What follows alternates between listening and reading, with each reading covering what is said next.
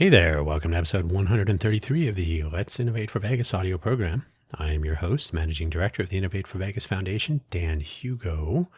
We are recording this at, if I wait a few seconds, it will be 7 a.m. on this Tuesday, September 2nd, 2025. We publish this audio program on Tuesdays, so that works out nicely. Fresh from recording through production, posted in all the usual places, which I will mention shortly. If you're not familiar with the Innovate for Vegas Foundation and or this audio program, we were founded in June of 2022. We are a Nevada nonprofit corporation and a properly determined 501c3 public charity since the same time. We actually received our determination in October of 2022, but it's retroactive to your date of formation. The purpose of our little effort here is literally on file with all the right people to enable and encourage ideation, innovation, and implementation to make our communities better. Note that we didn't say anything about being a coder, being a tech person. In fact, we originally were formed as the Code for Vegas Foundation, a reboot of the former Code for Vegas brigade of Code for America affiliation. When we rebooted, we did not want to be a part of Code for America for various reasons. So we formed a standalone nonprofit corporation here in Nevada and then received our 501c3 determination. There you go. We didn't want to be focused only on code. And so when we changed our name the following year to be more inclusive, we arrived at Innovate for Vegas, the Innovate for Vegas Foundation. Fits nicely with the Southern Nevada branding around the Innovation District downtown, for example, the Innovation Center, where we used to have our monthly hackathon meetups, and the notion that Southern Nevada is a global innovation hub. So why not engage civic volunteers to innovate for Vegas? And of course, the Let's Innovate for Vegas audio program is a weekly audio program about all of the things, initiatives, projects, different challenges that we face, and of course, challenges that young people face in the innovation world in the form of hackathons and projects and so on. Let's Innovate for Vegas. What else do I have to say? That's about it. Yeah, today's topic is the money. Title and topic. The money, if we are a nonprofit, so we're not looking to get too much of it, but we have expenses, we have revenue sources, we have limitations. We're not going to get into any legal interpretation of inurement and so on. That I will leave for my tax professional audience.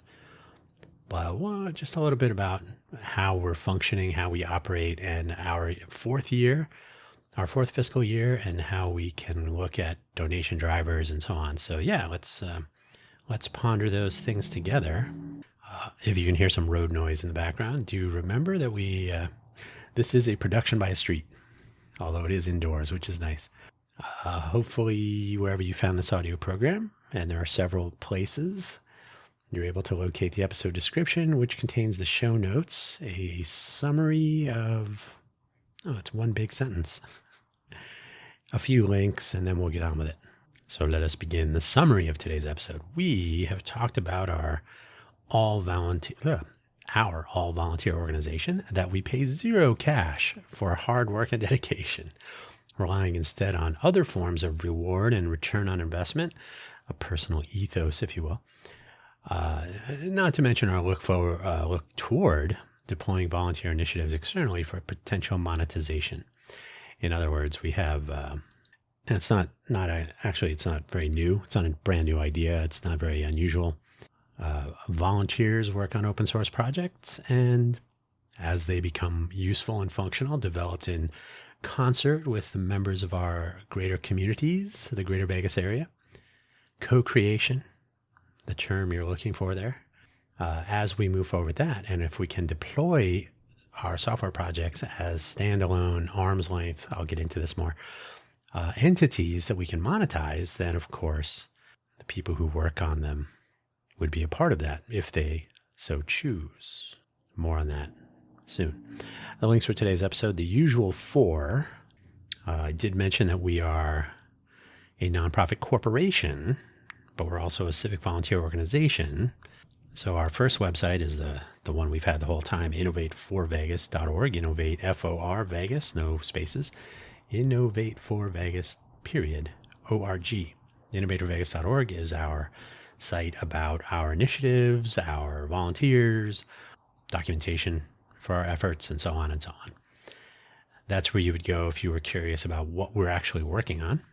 Then recently added, I think 2 months ago, Innovate for Vegas Foundation, innovateforvegas.foundation. Same spelling, Innovate, F-O-R, Vegas.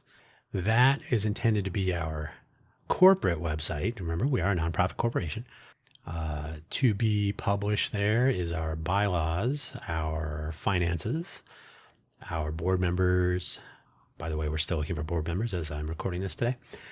The official policies and so on, all the business side of this endeavor. Innovateforvegas.foundation. Projectact.info. That's project hyphen. The hyphen is a key next to the 0 on most keyboards. Project-act, A-C-T, period, info. Projectact.info to find out more about the autonomous cohort tessellation. It actually started out as the autonomous cohort transformation, and that is still on the table. The autonomous cohort tessellation. Tessellation is a mosaic, a wall of tiles, if you like.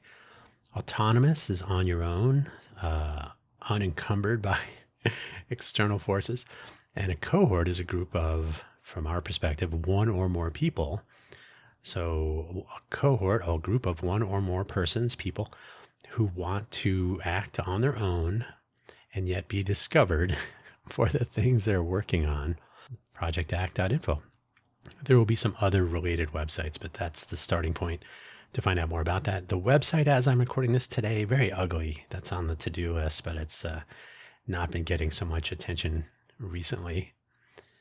The whole idea is to make civic volunteer efforts in general, or even larger scope than that, make them discoverable so that we might help to enable and encourage connection, communication, and collaboration. 3 C's. So yeah, more on that. I've done entire episodes on Project Act, and there will be more to follow.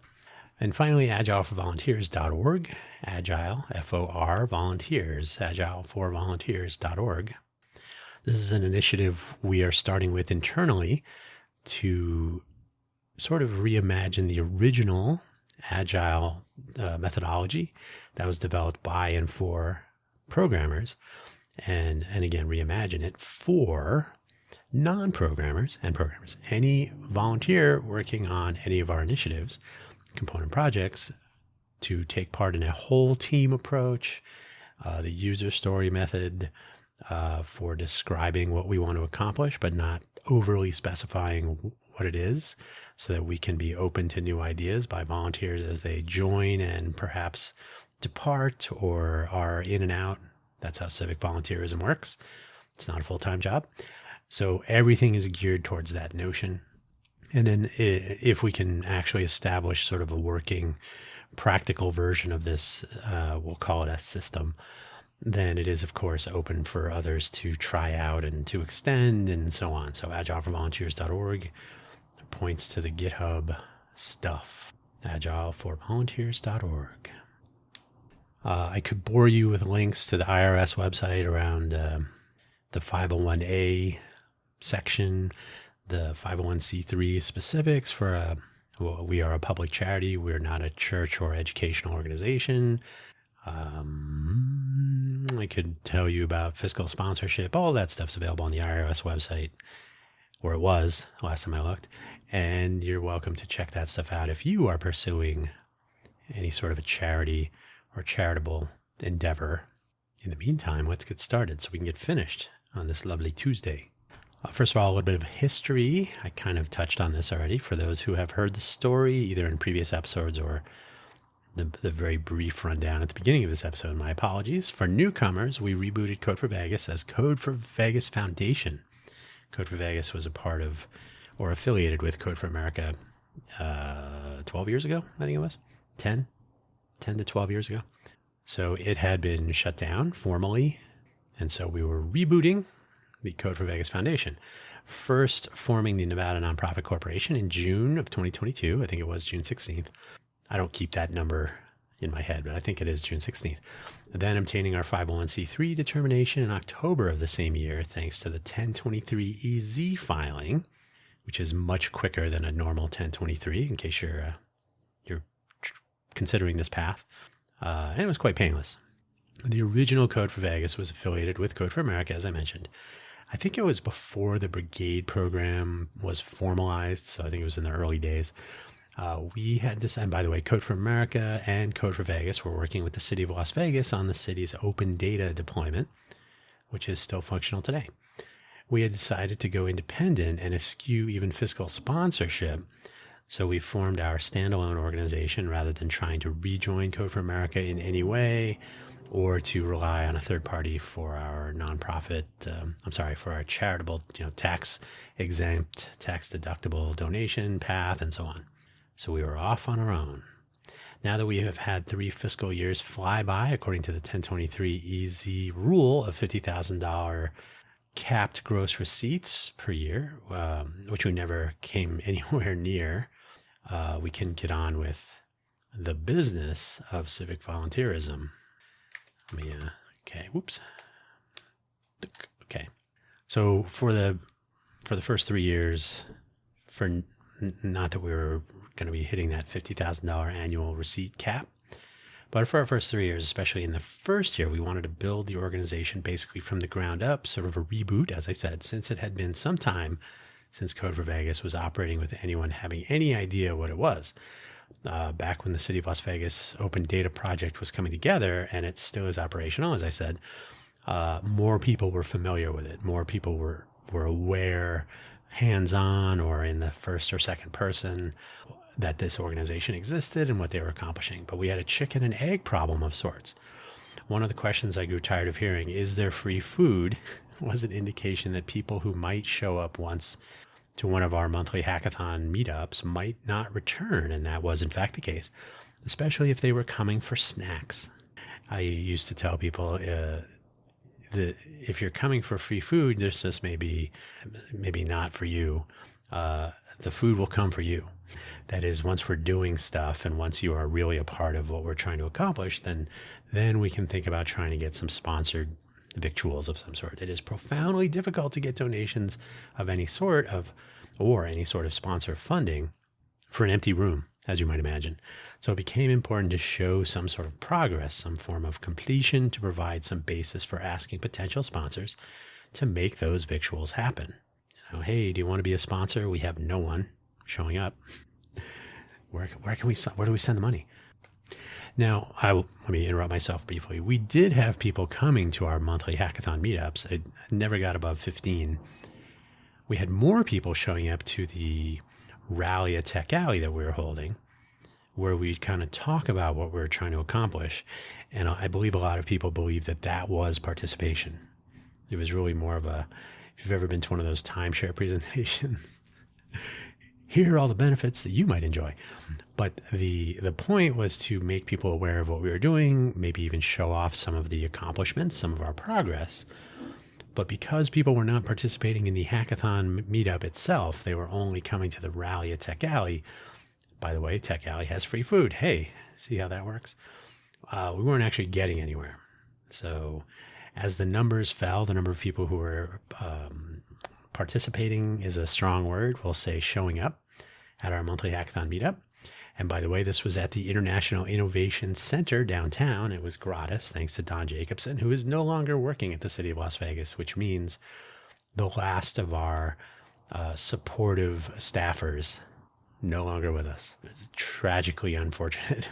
Our monthly hackathon meetup was whittled down to one person in that empty room. That would be yours truly. It became less sensible to continue without having something to attract people, to offer a FOMO, fear of missing out, factor of some sort, and to get some attention from Vegas entities at large. In other words, we have to show, don't tell, we have to release, and so on.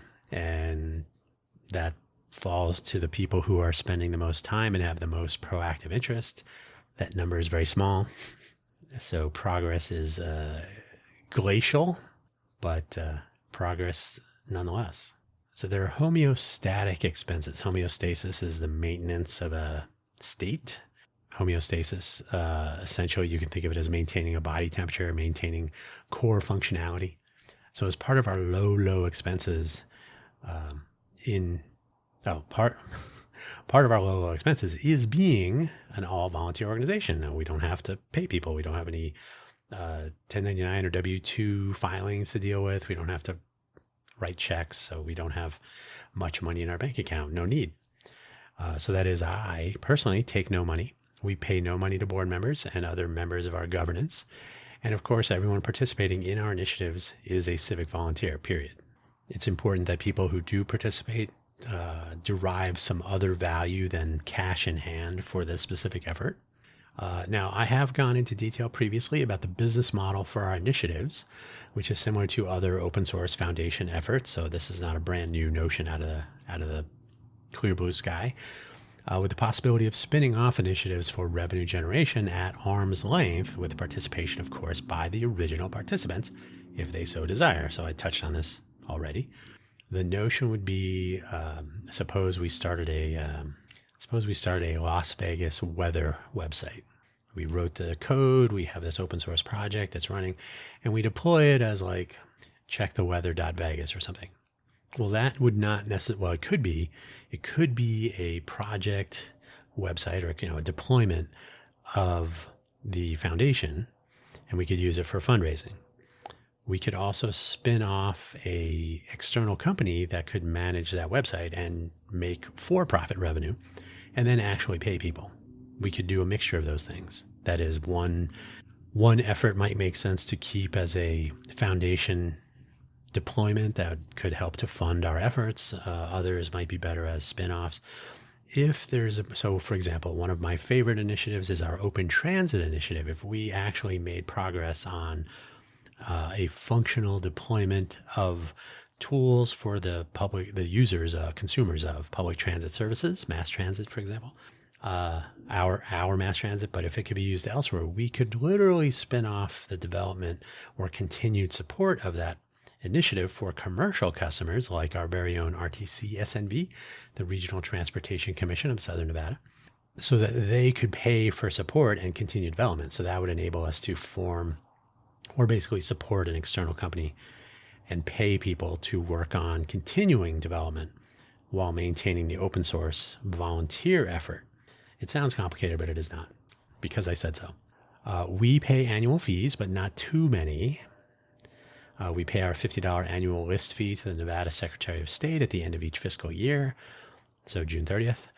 Each year we had to pay our 1023 easy filing fee and a fee to the state to change our organization name. This was actually an amendment to our articles of incorporation. So we made a couple of changes all at the same time for another $50, I think it was. And we pay for domain names on an annual basis. So innovateforvegas.org, now innovateforvegas.foundation, innovateforvegas.xyz for our sandbox website, and innovateforvegas.dev for developer tools. And there are some other ones. agileforvolunteers.org, projectact.info.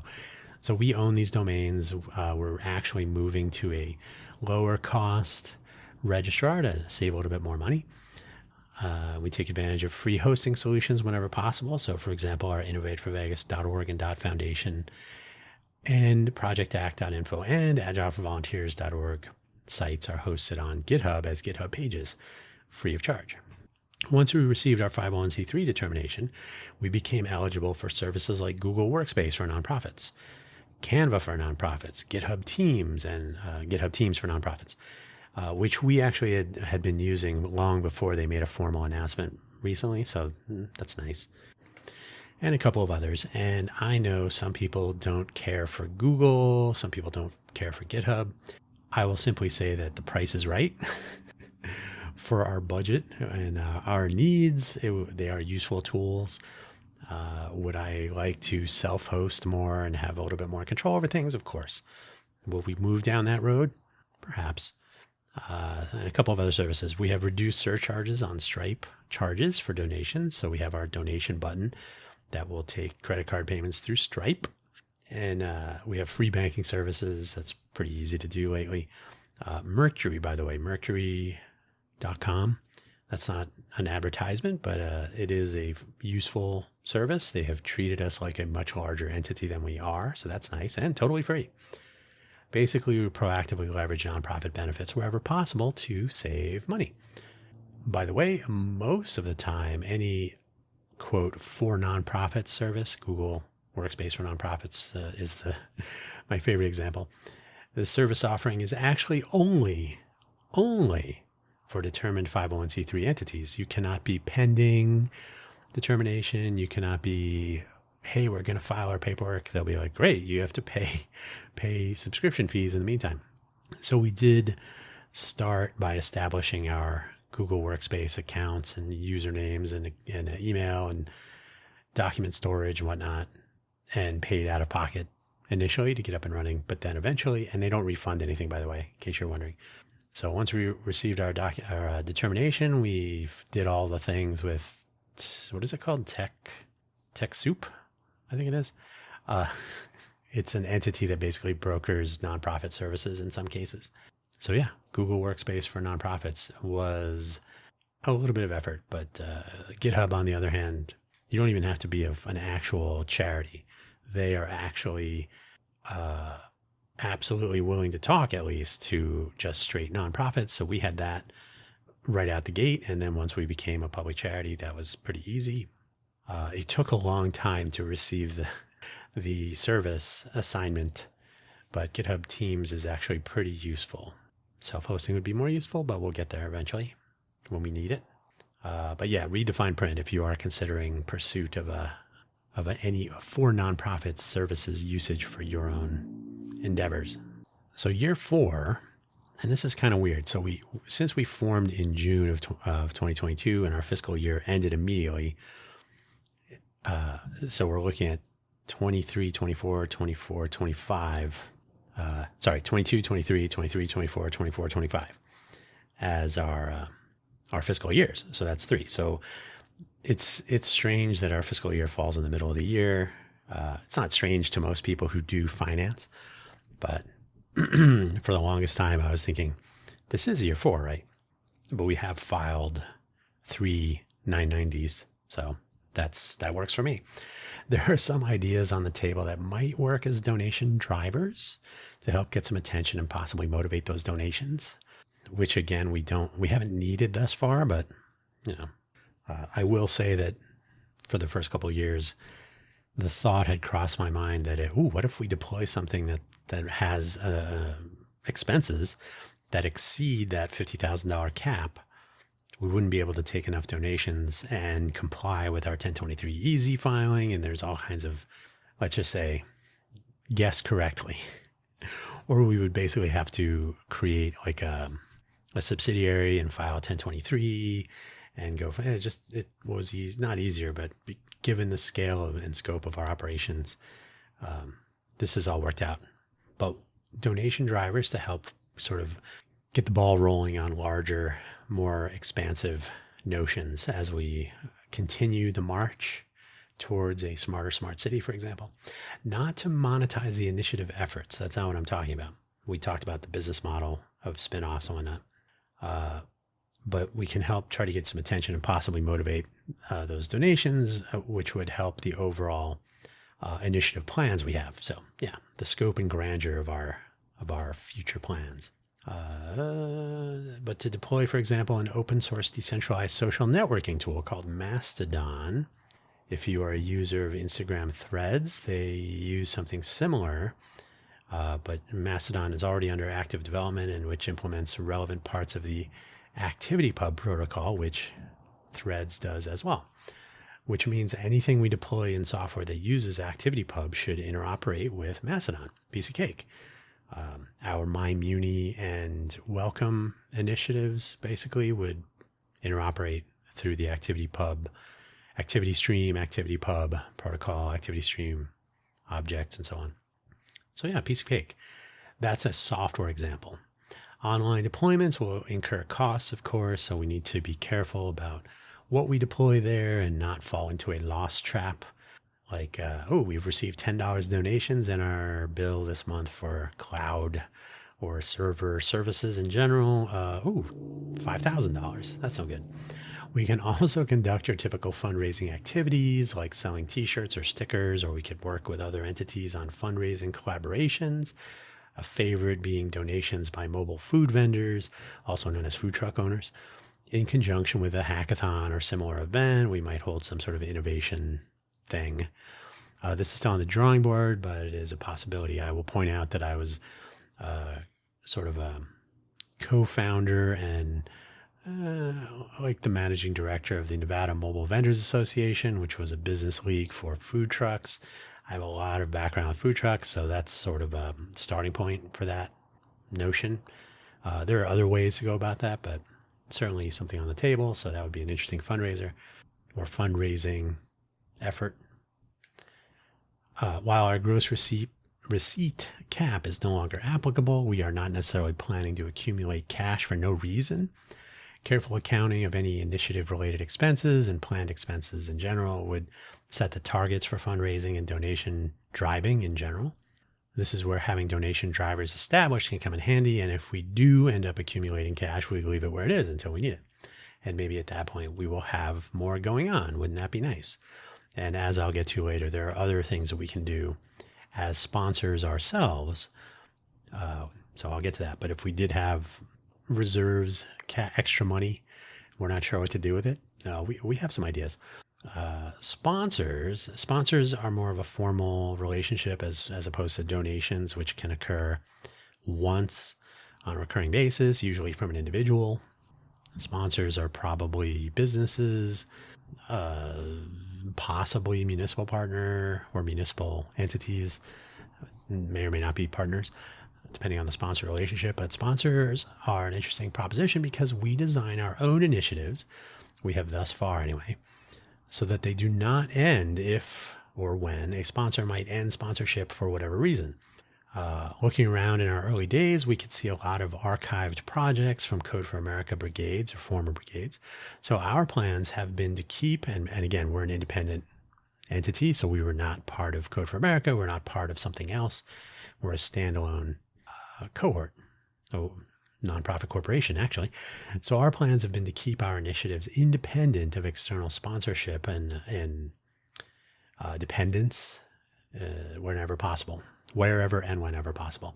Not only does this prevent the slide into a perceived low-cost service bureau relationship with a sponsor, intentional or otherwise, and what I mean by that is, we can sponsor this organization, we'll sponsor this project that we want to collaborate on, and we'll have them do work at 10% of what we would be paying employees, right? That's not the goal.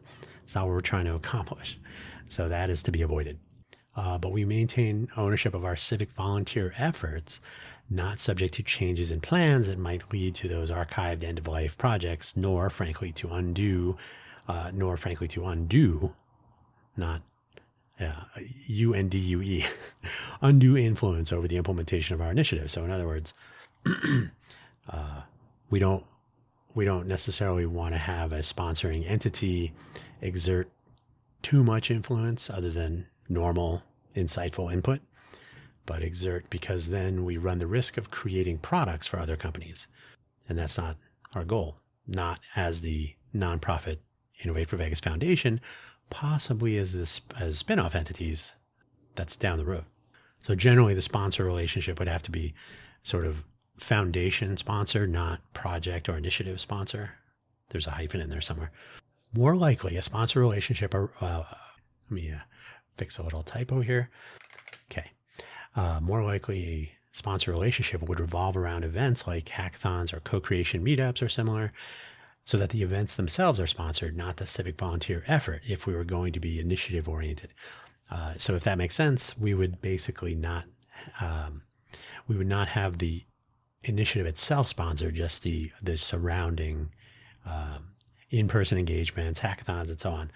The most obvious scenario here would be sponsoring lunch, snacks, beverages, and so on for a hackathon, though, or the community outreach for a co-creation meetup, though sponsoring a fundraising event, paying any upfront fees, helping with promotion, and so on is another possibility. depends on what we're trying to accomplish. So yeah, rather than sponsoring specific projects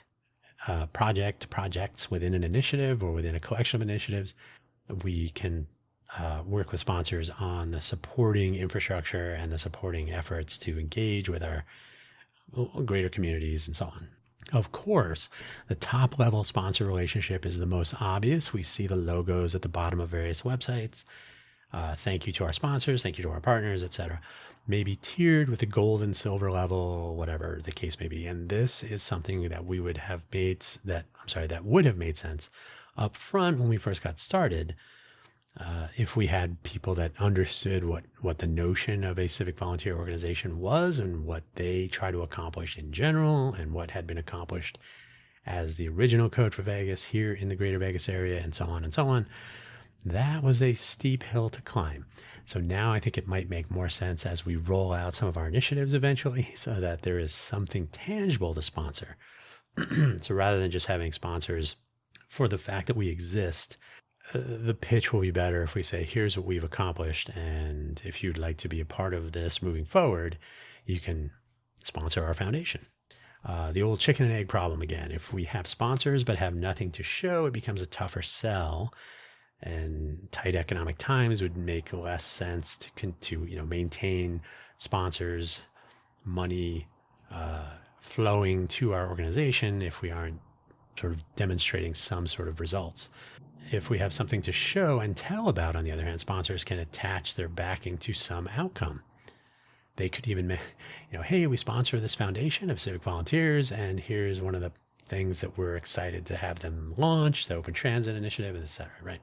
So we can do some co-marketing, and they can brag about being supportive of an organization that uplifts local innovators of all kinds, and so on. This being Vegas, it makes more sense if we do end up accepting sponsors in this sort of mode to make these announcements and so on, though this is almost certainly a board of directors discussion down the road. So this being Vegas, the show don't tell, production by street, the show don't tell model is just sort of a cultural thing, that it is the way it is. So that works out better in general. Now, there are other possibilities that involve us sponsoring. So our own sponsorship of other people, cohorts, organizations. So flipping the script slightly, we can sponsor other projects and organizations, which is something to talk about along the lines of, say, deploying a Mastodon server as a donation driver and passing some of the donation revenue on to the Mastodon project itself. They have bills to pay, they have infrastructure to deal with, and so on. So it would make sense to share that revenue stream. And I'm trying to remember if I believe the Mastodon organization has a U.S. nonprofit component. I know they have a nonprofit equivalent in Europe, if I'm recalling correctly. I know it can be done, and I think it would be the correct thing to do to actually do that. If we can draw donations and benefit from the work of others, as is so often the case with open source anything, software is the obvious example, but in general, it could be any open hardware, open recipes, whatever the case. I like the recipe notion, given the food innovation food and beverage innovation that takes place in Vegas. There are always possibilities that don't involve software. No need to be a coder. So spreading some of that around for the sake of continuation of various efforts is definitely a board meeting topic as we reach those points. That is, when we have money coming in to donate to support the reason that we're having money coming in, if that makes sense. And another case of this being Vegas, the language of gratitude is, you know what it is. As a 501c3 organization ourselves, we can be a fiscal sponsor for other organizations or projects. And there is documentation for this on the IRS website.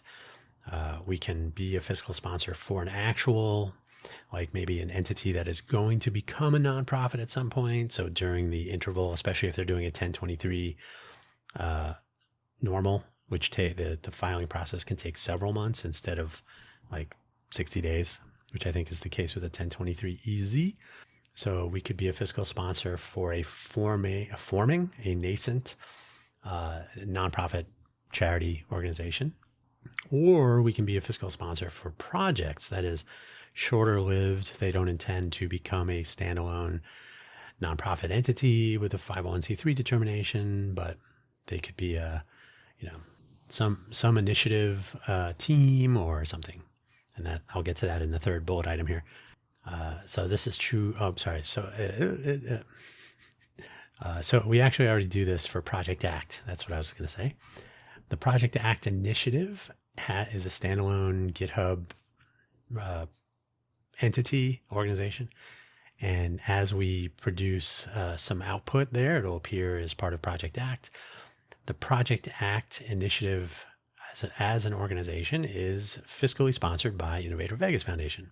So it gets the GitHub Teams features, which is convenient. GitHub Teams is actually, it's a nice collection of features for free, which is cool.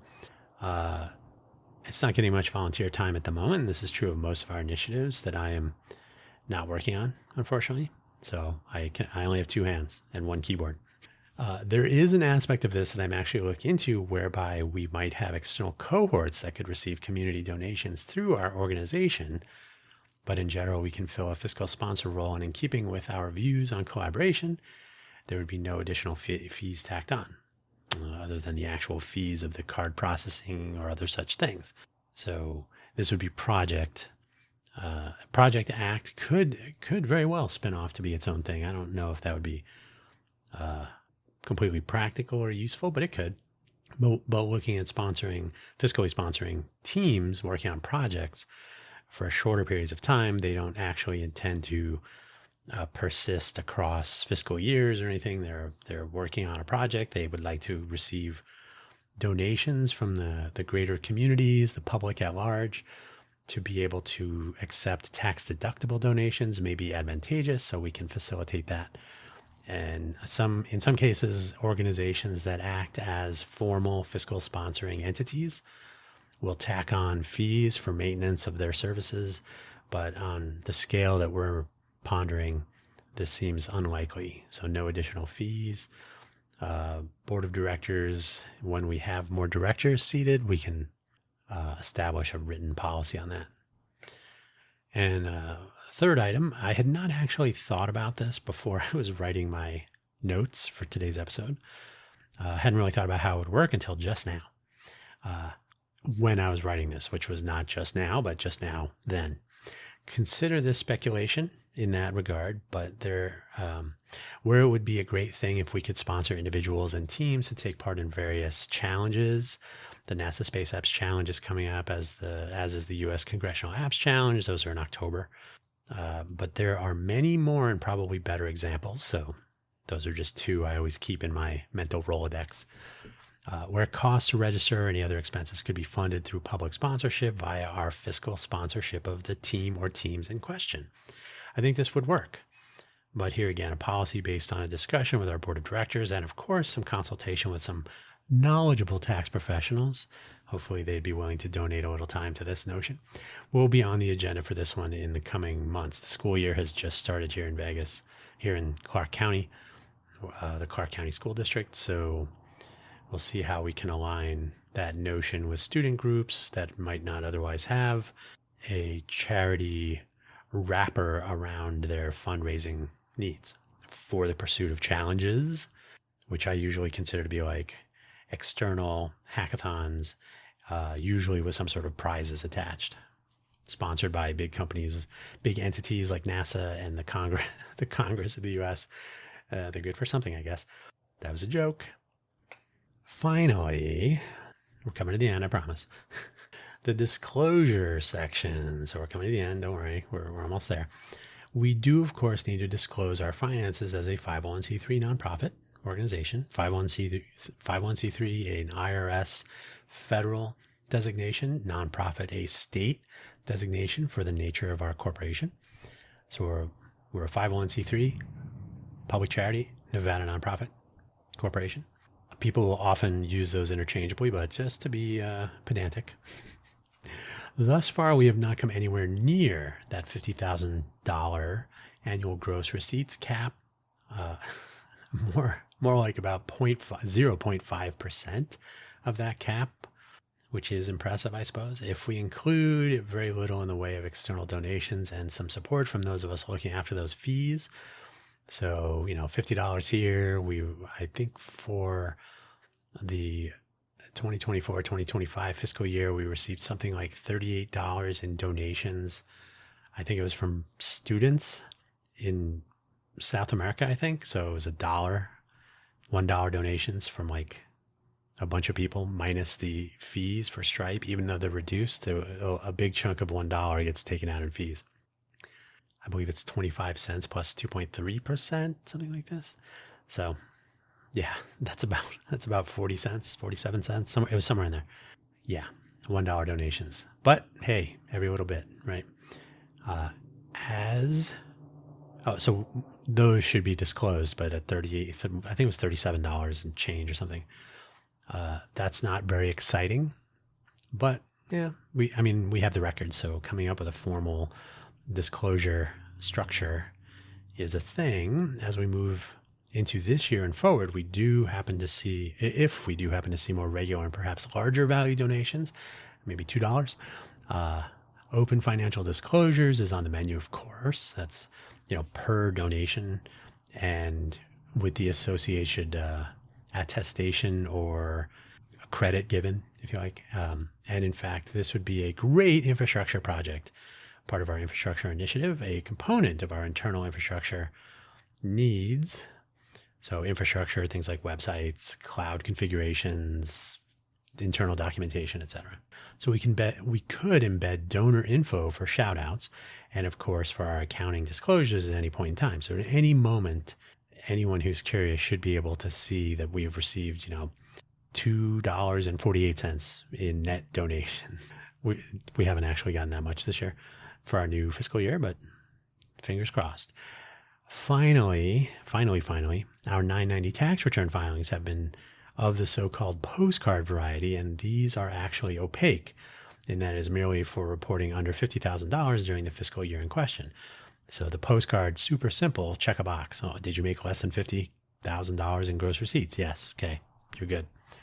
And while these are posted via the IRS website, at least last time I checked, they're still there, more detail for the sake of transparency is the way to go. And now that we are through our toddler stage, some financial maturity is on the table, and that's what we will be pursuing if we can get donation drivers, more donations, more interest, and then more results that we can put some of that donation money behind, and the circle of life continues. So that's the story. I guess I should point out now, if you'd like to be supportive of our organization financially, we have donation buttons on our websites. I think we do. I know we have it on the .org website, so you can fly over there. The disclosure stuff for like per donation disclosures and tax return links is on the to-do list for the foundation website, because that's the business side of the organization. We would, of course, want to shout out individual contributors and sponsor collaborations and so on across our website. So that's if and when that happens, that will happen. But in the meantime, what's more interesting is if we would get actual participation from the world at large in our various initiatives and efforts and so on, just helping to tell the story, to co-create and so on. So it's not all about the money, even though today's episode was indeed all about the money. There's much more to it than that. And part of the upside, part of the joy of being the managing director as I am, not the executive director. Managing directors do some work. Is that everything we're doing does have this long-term view of the world. It's not about quarterly. It's not about getting sales numbers, being competitive on release dates and market share. It's about a sort of a greater good. Community elevation is a thing, or should be more. So that's going to do it. It's my clock here says 47 minutes. We're coming up on 48 minutes total for the pre-production length of this episode. We'll truncate some silence, probably get it down to 45 minutes or so, maybe a little bit less. Thank you for listening as always, and thank you for whatever support you're willing to share with our little organization here in Vegas. Take care now. Bye-bye.